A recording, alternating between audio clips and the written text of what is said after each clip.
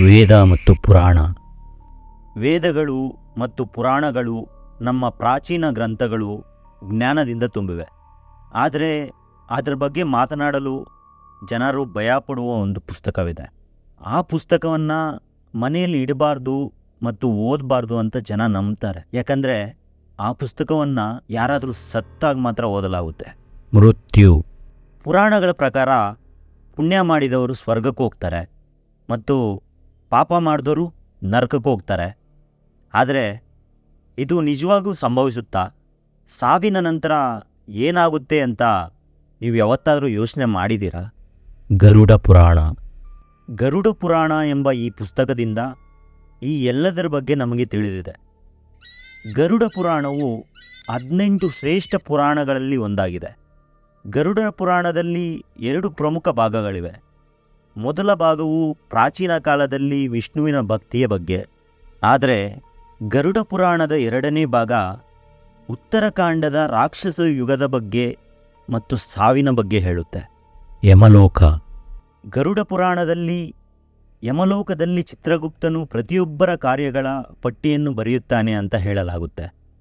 ಅವನು ಎಷ್ಟು ಪುಣ್ಯ ಮಾಡಿದ್ದಾನೆ, ಎಷ್ಟು ಪಾಪ ಮಾಡಿದ್ದಾನೆ, ಇದೆಲ್ಲವೂ ವಿವರವಾಗಿ ಬರೆಯಲಾಗುತ್ತೆ. ಚಿತ್ರಗುಪ್ತನ ಸಭೆಯಲ್ಲಿ ಪ್ರತಿಯೊಂದು ಜಾತಿಯ ಕಾರ್ಯಗಳನ್ನು ಚರ್ಚೆ ಮಾಡಲಾಗುತ್ತೆ ಮತ್ತು ಅದರ ಪ್ರಕಾರ ಶಿಕ್ಷೆಗಳನ್ನು ಸಹ ನಿರ್ಧರಿಸಲಾಗುತ್ತೆ. ಯಮರಾಜನ ಸಭಾಭವನಕ್ಕೆ ಹೋಗಲು 4 ಬಾಗಿಲುಗಳಿರ್ತವೆ.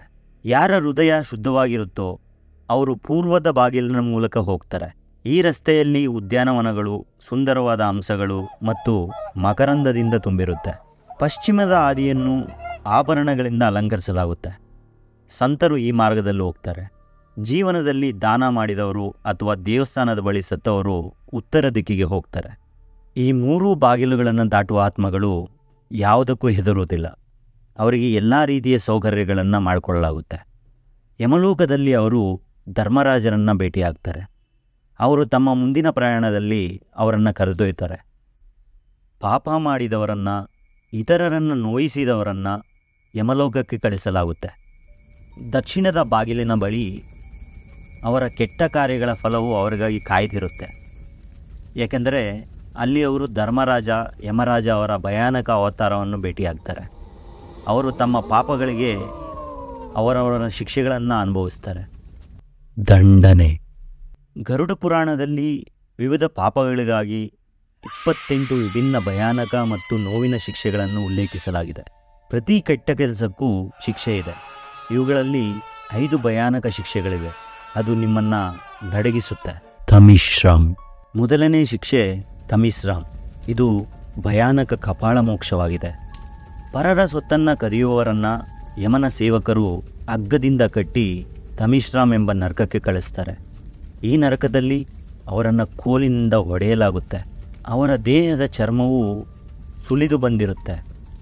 ಆದ್ದರಿಂದ ರಕ್ತವು ಹರಿಯಲು ಪ್ರಾರಂಭಿಸಿರುತ್ತೆ ಮತ್ತು ಆ ವ್ಯಕ್ತಿ ಪ್ರಜ್ಞಾಹೀನನಾಗುತ್ತಾನೆ. ಅವರಿಗೆ ಪ್ರಜ್ಞೆ ಬಂದಾಗ ಅವರ ಎಲ್ಲ ಪಾಪಗಳಿಗೆ ಶಿಕ್ಷೆಯಾಗುವವರೆಗೂ ಈ ಸಂಪೂರ್ಣ ಪ್ರಕ್ರಿಯೆಯು ಪುನರಾವರ್ತನೆಗೊಳ್ತಾನೆ ಇರುತ್ತೆ. ಕುಂಭೀಪಾಕಂ.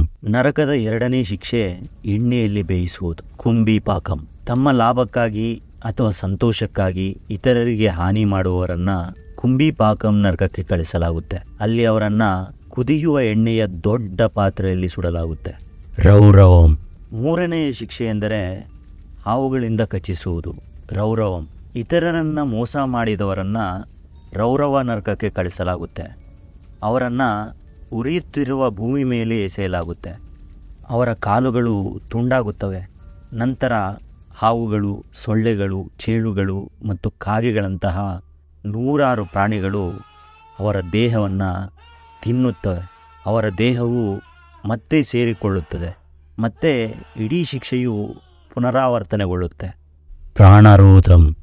4ನೇದು ಭಯಾನಕ ಶಿಕ್ಷೆ ಪ್ರಾಣರೋಧಂ. ಇದು ದೇಹವನ್ನು ತುಂಡು ತುಂಡಾಗಿ ಕತ್ತರಿಸುವುದು. ಈ ನರಕವು ಪ್ರಾಣಿಗಳನ್ನು ಬೇಟೆಯಾಡಿ ತಿನ್ನುವವರಿಗೆ ಮಾತ್ರ. ಇಲ್ಲಿ ಯಮನ ಸೇವಕರು ದೇಹವನ್ನು ತುಂಡು ತುಂಡಾಗಿ ಕತ್ತರಿಸ್ತಾರೆ. ಸ್ವಲ್ಪ ಸಮಯದ ನಂತರ ಎಲ್ಲ ತುಂಡುಗಳು ಒಟ್ಟಿಗೆ ಸೇರಿಸಲಾಗುತ್ತೆ ಮತ್ತು ಅವುಗಳನ್ನು ಮತ್ತೆ ಕತ್ತರಿಸಲಾಗುತ್ತೆ.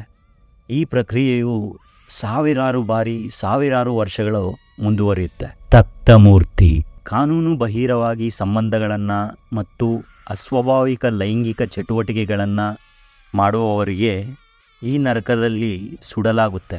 ಅವರನ್ನು ಕಟ್ಟಿಹಾಕಿ ಸುಡುವ ನೆಲದ ಮೇಲೆ ಎಸೆಯಲಾಗುತ್ತೆ. ಅಲ್ಲಿ ಅವರ ದೇಹಗಳು ಬೆಂಕಿಯಲ್ಲಿ ಕರಗುತ್ತವೆ. ಅವರು ಚೇತರಿಸಿಕೊಂಡ ನಂತರ ಅವರನ್ನು ಮತ್ತೆ ಬೆಂಕಿಯಲ್ಲಿ ಸುಡಲಾಗುತ್ತೆ. ಮೃತ್ಯು ಒಬ್ಬ ವ್ಯಕ್ತಿಯ ಮರಣದ ನಂತರ ಅವನ ಆತ್ಮವು ಅವನ ದೇಹವನ್ನು ತೊರೆದಾಗ ಅವನ ಇಂದ್ರಿಯಗಳು ಕೆಲಸ ಮಾಡುವುದನ್ನು ನಿಲ್ಲಿಸುತ್ತವೆ. ಅವನು ತನ್ನ ಸುತ್ತಲಿನ ಪ್ರಪಂಚವನ್ನು ನೋಡಲು ಪ್ರಾರಂಭಿಸುತ್ತಾನೆ.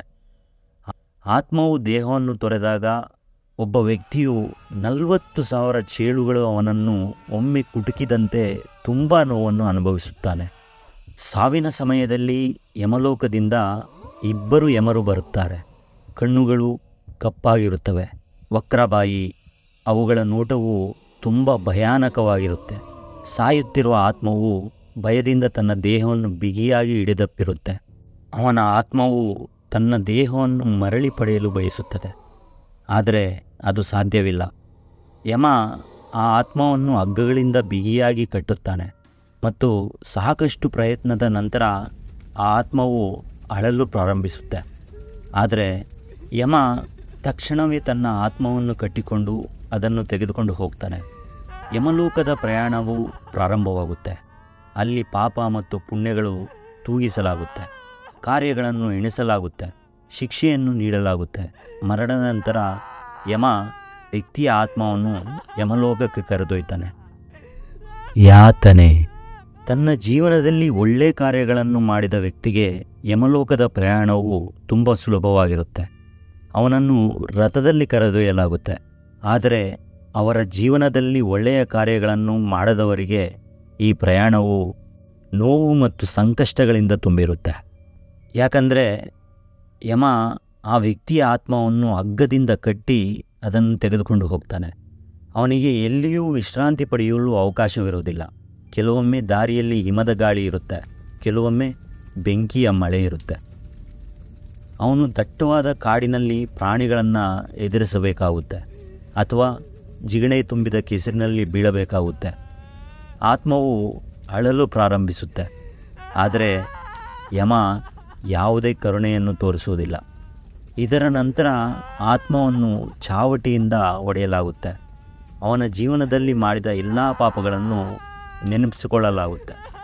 ಈ ರೀತಿಯಾಗಿ ಭೂಮಿಯಿಂದ ಯಮಲೋಕದ ಪ್ರಯಾಣವು ತುಂಬ ನೋವಿನಿಂದ ಕೂಡಿರುತ್ತೆ. ಆತ್ಮವು ತನ್ನ ಎಲ್ಲ ದೈಹಿಕ ಬಾಂಧವ್ಯಗಳಿಂದ ಬೇರ್ಪಟ್ಟು ಮತ್ತೆ ಪುನರ್ಜನ್ಮದ ಪ್ರಕ್ರಿಯೆಯು ಪ್ರಾರಂಭವಾಗುತ್ತೆ. ಗರುಡ ಪುರಾಣದಲ್ಲಿ ಭಗವಾನ್ ವಿಷ್ಣುವು ಒಬ್ಬ ವ್ಯಕ್ತಿಯು ಹೇಗೆ ಬಟ್ಟೆ ಬದಲಾಯಿಸುತ್ತಾನೋ ಅದೇ ರೀತಿ ಆತ್ಮವು ದೇಹ ಬದಲಾಯಿಸುತ್ತದೆ ಅಂತ ಹೇಳಿದ್ದಾರೆ. ಆದರೆ ಮಾನವ ದೇಹವನ್ನು ಭೇಟಿಯಾಗುವುದು ನೋವಿನ ಸಂಗತಿಯಾಗಿದೆ. ಗರುಡ ಪುರಾಣದ 4ನೇ ಅಧ್ಯಾಯದಲ್ಲಿ ಹೇಳಿರುವಂತೆ ವಿಷ್ಣು ಗರುಡ ದೇವನಿಗೆ 84 ಲಕ್ಷ ವಿಭಿನ್ನ ಯೋನಿಗಳಲ್ಲಿ ಆತ್ಮವು ಹುಟ್ಟಬೇಕು ಎಂದು ಹೇಳುತ್ತಾನೆ. ಅದರ ನಂತರ ನಾವು ಮತ್ತೆ ಮನುಷ್ಯರಾಗಿ ಹುಟ್ಟುತ್ತೇವೆ. ಆತ್ಮವು ತನ್ನ ಕರ್ಮಗಳು, ಪಾಪಗಳು ಮತ್ತು ಅವನ ಪುಣ್ಯಗಳ ಆಧಾರದ ಮೇಲೆ ಮುಂದಿನ ಜೀವನವನ್ನು ಪಡೆಯುತ್ತಾನೆ. ಕೆಲವೊಮ್ಮೆ ಅದು ಕೀಟವಾಗುತ್ತೆ, ಕೆಲವೊಮ್ಮೆ ಅದು ಪಕ್ಷಿಯಾಗುತ್ತೆ ಅಥವಾ ಪ್ರಾಣಿಯಾಗುತ್ತೆ, ಕೆಲವೊಮ್ಮೆ ಅದು ಮರವೂ ಸಹ ಆಗಬಹುದು.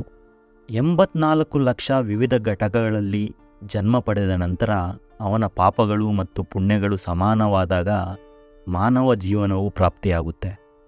ಗರುಡ ಪುರಾಣವು ಸಾವಿನ ಬಗ್ಗೆ ವಿವರವಾಗಿ ಹೇಳುತ್ತೆ, ಆದರೆ ಇದು ನಮಗೆ ಅನೇಕ ಜೀವನ ಪಾಠಗಳನ್ನು ಕಲಿಸುತ್ತೆ. ಇದರ ಬಗ್ಗೆ ನಿಮ್ಮ ಆಲೋಚನೆಗಳೇನು? ಕಮೆಂಟ್ ಮೂಲಕ ನನಗೆ ತಿಳಿಸಿ. ಈ ವಿಡಿಯೋವನ್ನು ಇಷ್ಟಪಟ್ಟರೆ ದಯವಿಟ್ಟು ಅದನ್ನು ಲೈಕ್ ಮಾಡಿ, ಶೇರ್ ಮಾಡಿ. ನೀವು ಇನ್ನೂ ಇಂತಹ ಕೇಳದ, ನೋಡದ ಮತ್ತು ಹೇಳಲಾಗದ ಕಥೆಗಳನ್ನು ತಿಳಿದುಕೊಳ್ಳಲು ಬಯಸಿದರೆ ನಮ್ಮ ಚಾನಲ್ಗೆ ಸಬ್ಸ್ಕ್ರೈಬ್ ಮಾಡಿ.